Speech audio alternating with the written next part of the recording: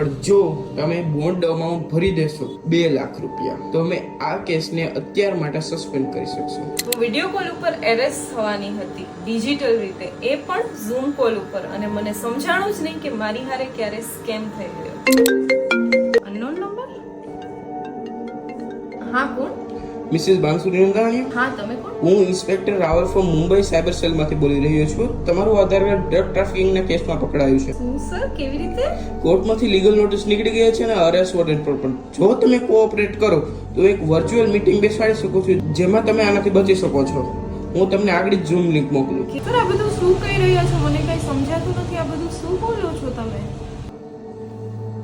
તમારા નામ ઉપરથી 3 લાખનું પાર્સલ થાઈલેન્ડ ગયું છે જેમાંથી ડ્રગ મળ્યા છે. આ રહ્યો એફઆઈઆર નંબર જે તમારા ફોન ઉપર તમે જોઈ શકો છો, અને આ રહી આધાર કાર્ડની કોપી જે પણ તમે તમારા ફોન ઉપર જોઈ શકો છો. સર, આવું મેં કશું જ નથી કર્યું. આ તમે શું કહી રહ્યા છો?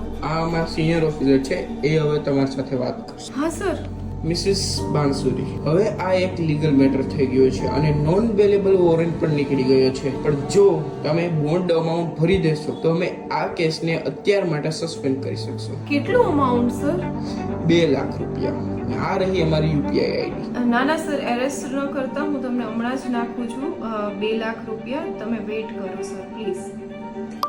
Payment receive. અમે તમને હમણાં જ ઈમેલ કરીએ છીએ જેમાં બોન્ડ કોપી રહેશે. અને પણ આ ગમે થાય પણ આ કોલ ડિસ્કનેક્ટ ના કરતા. Okay okay sir. આ મેલ કેમ હજી નો આવ્યો અને મારી સ્ક્રીન કેમ ફ્રીઝ થઈ ગઈ? જોયું ને તમે લોકોએ કે કેવી રીતે મારી સાથે સ્કેમ થઈ ગયો. અને ડિજિટલ એરેસ્ટ જેવું ખરેખર કોઈ હોતું જ નથી.